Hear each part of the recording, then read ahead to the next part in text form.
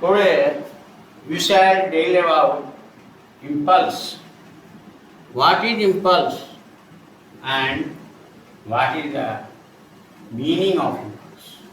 जब हम बंदूक छोड़ते हैं तो गोली आगे छोड़ते हैं और पीछे जो झटका लगता है इसलिए हम काम के नीचे उसको दाव करके छोड़ते हैं राइफल बंदूक वगैरह को। तो पीछे जो झटका लगता है वही इम्पल्स है और आगे जो फोर्स लगा वो हो गया, जो फोर्स लगाया है वो फोर्स जो चेंज इन मोमेंटम हो गया, जो अस्थिर है फिर जब गति मिला है चेंज इन मोमेंटम हो गया। तो पीछे की जो फोर्स लगता है, झटका लगता है, वो इम्पल्स के कारण लगता है।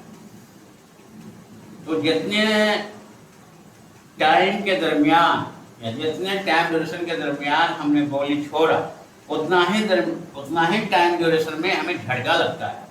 इसलिए इम्पल्स जो होता है वो चेंज इन मोमेंटम के बराबर होता है या ये प्रोडक्ट होता है फोर्स ऑफ टाइम ड्यूरेशन का। इसको हम इस ढंग से एक्सप्रेस कर सकते हैं that impulse is a large force acting for a short time to produce a finite change. Momentum is called an impulsive force.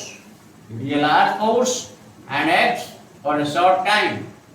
The product of force and time, which is the change in momentum of a body, remains a measurable quantity. This product is called impulse.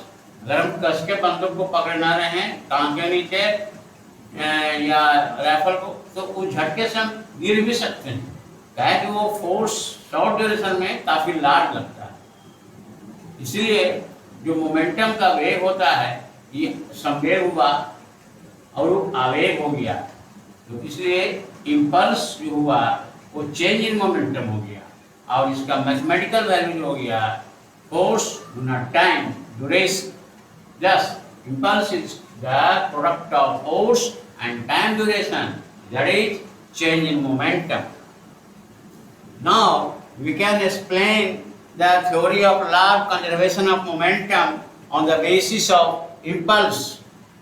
That is, in an isolated system, it means a system with no external force. कहने का मतलब कोई external force system पर नहीं लगता है तो वो सिस्टम आइसोलेटेड कहलाता है।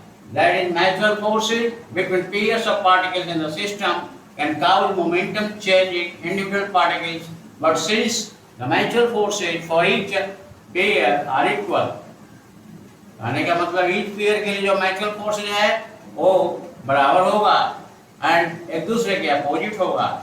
The momentum changes cancels in pairs. जो मोमेंटम चेंज होता है एक दूसरे को पेयर में चूंकि इक्वल और अपोजिट है जब कैंसिल कर देता है and the total momentum remains unchange and final momentum will be undisturbed और unchange. So this fact is known as the law of conservation of momentum.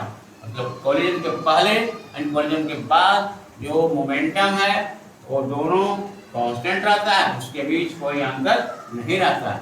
As example, we consider two bodies A and B, with initial momentum PA and PB. The bodies collide, get apart with final momenta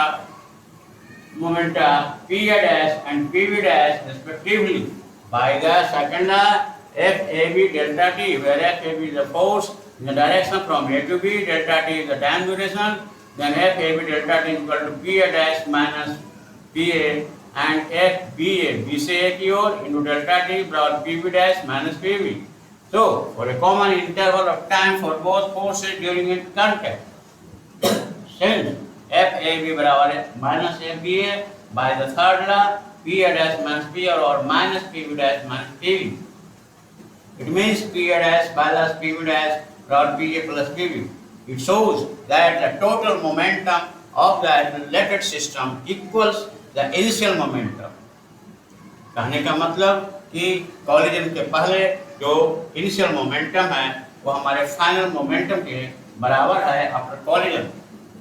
तो इस ढंग से हम देखते हैं कि law of conservation of momentum जो है न्यूटन के सेकंड लॉ और थर्ड लॉ दोनों को कंजर्व करके चलता है, दोनों को मिला के चलता है और इस ढंग से जो कंजर्वेशन ऑफ मोमेंटम है वो मेंटेन रहता है किसी भी वस्तु में